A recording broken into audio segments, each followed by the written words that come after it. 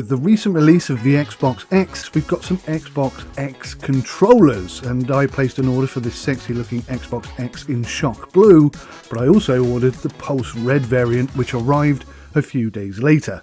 I bought both of these direct from the Microsoft Store, and they cost me £45 each, that's including postage, so let's review them. We'll start out with the shock blue. Straight out of the box, it screams, I look nice. It immediately feels good in the hand, it's got a nice weight to it, and it's very similar to the Xbox One series controllers that I already own. I did notice a few small changes straight away, which I will discuss in more detail in a second, but you can see already some very slight shape and size alterations, just a few millimeters taken from here and there, and it actually does feel a smidge more comfy in the hand. One totally unnecessary thing that really annoys me is when they change the battery housing.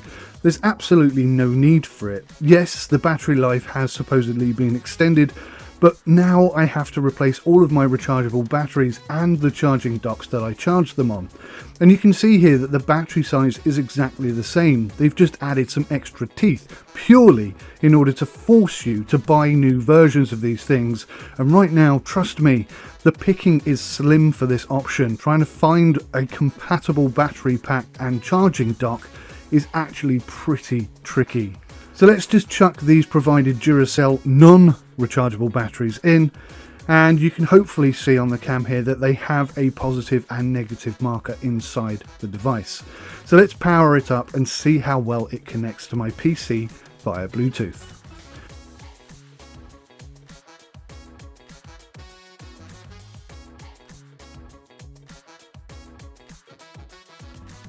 I've got to say, the connection was absolutely instant. It's much faster than the Xbox One series controllers, so that's definitely a positive.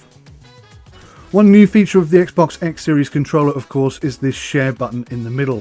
One quick press for a screenshot, and then you press and hold it to save a clip. Thankfully, the headset connections are unchanged, but they have swapped to USB-C connection. However, they don't think to include a USB-C cable in the box, so you're either going to have to buy one or utilize an existing one. In the box, you will also find a 2-week Xbox Pass, thank you very much, some very basic tutorial guides, and some pamphlet garbage. Nothing too exciting. My first impressions are pretty decent. Both of these were actually £20 cheaper than my previous Xbox One versions, and they look a whole lot nicer too. The added textured grip feel on the undersides I quite like. The new design D-pad, I think, is definitely the way forward. It's just much nicer to look at and to use, and it just feels sleeker and even more ergonomic overall. We are talking about tiny modifications though, and I do mean tiny, and I want to spend a bit of time using it before I give my final thoughts, but straight out of the box, first impressions are very good. Speaking of exciting, let's check out the Pulse Red. Well, it looks fantastic. It's got a lovely colour to it. I'm really not expecting it to be any different to the shock blue. You're going to have a preference whether you prefer the red one or the blue one. I'm just going to let you gaze at them a little bit and decide which one you like best. Out of interest, which one do you like best? Honestly, I'm pretty much undecided at this point. I think they both look really pretty great. Now, the first thing you're going to have to do with any new Xbox controller, especially if like me you're planning to use it on the PC, is to update the firmware. And in this case, that began with locating a spare USB-C cable, as there was not one in the box. And as expected, there was a firmware update, a pretty big firmware update it would seem, as it took a good couple of minutes for each one to fully install. But they both did install perfectly without any issue at all. Now, it seems that you can customize your button loadout quite a bit. Not something I see much benefit in, to be honest with you. It would have been nice, and I was hoping to see the ability to change the colour of the Xbox logo. Now, if you had 4 devices that were all the same colour, this would be a great way to differentiate between the 4, but it seems that that still isn't an option. So I only really use a controller in a few games. The most often one I play is FIFA 21. Neither of these devices worked properly on FIFA 21. What was happening was that the left thumbstick was constantly pulling down. Now, I checked each controller was working okay in the Windows test area, and everything seemed fine there. So I also checked that I had no other controllers installed, and eventually I just swapped it out with my old controller, and at that point everything started to work fine. I have had many issues in the past with the FIFA menus, and I think they're absolute trash. Now, just to clarify, it was the in-game menu that was the problem. In the actual game, if I managed to force the game to start, then they worked perfectly. I contacted Microsoft support, and they suggested that I use a cable, which, to be honest with you, is not the response I was expecting, and I certainly wasn't impressed with that. Now, I tried these controllers out on Microsoft Flight Simulator, and they performed perfectly well without issue. However, I do have some input on the devices now that I have spent time with them. So I think the controller in its 3-tier colour system looks absolutely gorgeous, and when we get to the point where we can replace these battery packs with rechargeable ones, it's really cool that you could have either black or white and it would still look pretty amazing. Now obviously it's got to match the colour that's already here. I just think the whole aesthetics of this controller are fantastic. I love the little 4 colour buttons in the middle, and the fact that these buttons are not coloured anymore, that's really nice. The thumbsticks feel a little bit smaller to me, but yeah, overall it's a really, really nice controller. It feels very comfortable in the hand. The thing is, I think the problem is this. I was trying to work this out and give you more clarity on it. Now, these textured cool grips that are underneath, actually, despite the fact that they look pretty cool and they feel pretty cool initially, they get pretty sweaty after about an hour or more of play. Now, for the first hour, they do feel absolutely great. Really makes it feel like it's stuck in your hand. You're not going to accidentally drop it. But any sort of prolonged gameplay could start to feel somewhat less comfortable. And due to the grippy nature of it, combined with the sweaty finger issue that you might experience, you might want to consider having some antibacterial wipes nearby in order to wipe away any skin that's been left there after a few heavy sessions.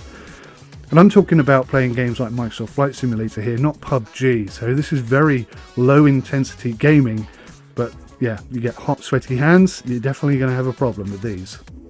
Because the underside is so grippy, it makes the top kind of slidey. So whereas before it may have slipped underneath, now it doesn't do that, but it slips on top. So maybe they need to add a bit more of that textured feel to the top section of the handle as well. Maybe that's the area that they need to develop in the next one, so that your thumbs have got some grip as well. Not for the thumbs itself, but the ball of your thumb, that little bit there. I think if you had grip there, it would feel very natural and it would feel like it's glued to your hand, but without that, it's like the underside is grippy but the top isn't, and that kind of makes it feel like it's not well gripped in your hand after a while anyway. I've got to say that the buttons felt slightly better, more immediate perhaps, as if they had a shorter travel distance in order to fire.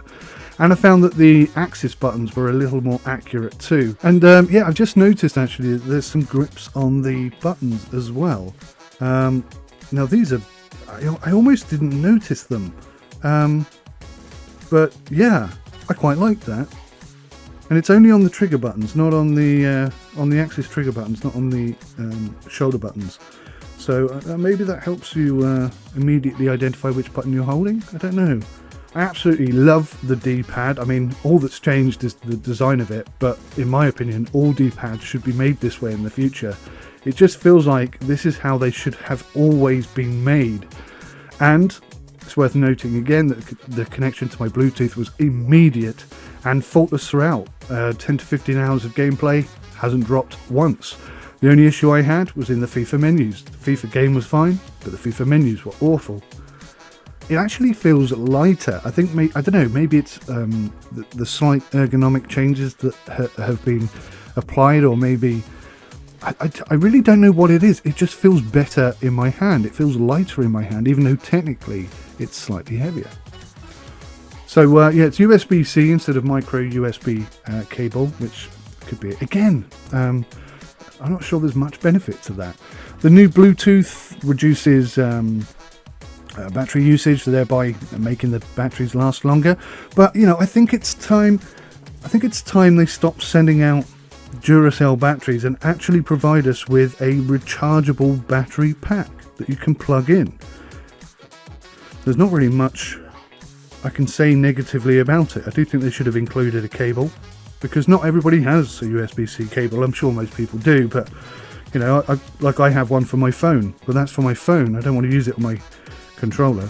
I suppose once you've got like docks with chargeable batteries available, that won't become an issue anymore, but right now they're difficult to get hold of, so it's a little frustrating, but yeah, I mean, it's a good device, and the fact that it's £20 cheaper, it's £20 cheaper than the Xbox One Series controllers that I had, and they were just default black, plain black ones. So £20 cheaper, and they look 20 times better. They just look, it's a really nice bit of kit. It's really good design. So yeah, I'm very positive about it. FIFA needs to sort its menus out, but that's a FIFA problem, I'm sure of it. Hope this is helpful for you guys. Any questions you got, just please do ask, and I'll get back to you on it as soon as possible. Thank you for watching. Take care. Goodbye for now.